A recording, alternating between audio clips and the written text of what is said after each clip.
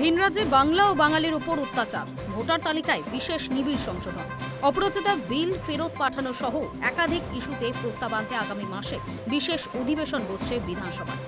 আগামী সপ্তাহে অর্থাৎ সেপ্টেম্বরের গোড়ায় 3 দিনের জন্য বিধানসভায় বিশেষ অধিবেশন করে এসব ইস্যুতে প্রস্তাব আনতে তৎপর রাজ্যের শাসক দল। সূত্রের খবর, সেপ্টেম্বরের 1, 2 এবং 4 তারিখ বসবে অধিবেশন। সূত্রের খবর, এই বিশেষ অধিবেশনে বাঙালি হেনস্থা নিয়ে নিন্দা প্রস্তাব আনা হতে পারে। এছাড়া এসআইআর এর প্রতিবাদ ও অপরাজিতা বিল নিয়ে আলোচনার সম্ভাবনা। সম্প্রতি ভিনরাজ্যে কাজ করতে যাওয়া বাংলার পরিযায়ী শ্রমিকদের ওপর লাগাতার অত্যাচারের অভিযোগ উঠছে। বাংলায় কথা বললে জুটছে বাংলাদেশি তকমা। সন্দেহের বশে পুশব্যাকের ঘটনাও ঘটেছে। এই নিয়ে বড়সড় প্রতিরোধ গড়ে তুলেছে রাজ্যের শাসক দল। মুখ্যমন্ত্রী মমতা বন্দ্যোপাধ্যায়ের ডাকে প্রতিবাদ সংগঠিত হচ্ছে ব্লকে ব্লকে। বিপদে পড়া পরিযায়ীদের সাহায্য করতে শ্রমশ্রী প্রকল্প ঘোষণা করেছেন মুখ্যমন্ত্রী।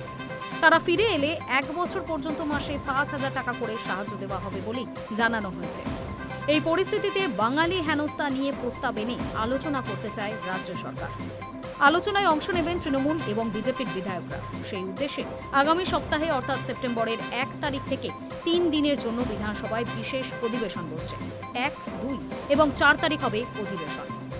মাঝে 3 তারিখ করম পুজোর জন্য সরকারি ছুটি, বন্ধ থাকবে বিধানসভা। শুধু বাঙালি ইস্যুই নয়, জানা যাচ্ছে এসআইআর এর বিরোধিতায় যেমন দিল্লিতেই প্রতিবাদ সংগঠিত করছে তৃণমূল, তেমনই বিধানসভাতেও এই নিয়ে প্রতিবাদ জানানো হবে এই বিশেষ অধিবেশনে। এছাড়া নারীর ওপর অত্যাচার রুখতে ধর্ষণের শাস্তি, মৃত্যুদণ্ডের প্রস্তাব সম্বলিত যে বিলটি পাশ হয়েছে বিধানসভায়, তা সই না করে রাজ্যপালের ফেরত পাঠানো নিয়েও এই অধিবেশনে আলোচনার সম্ভাবনা রয়েছে।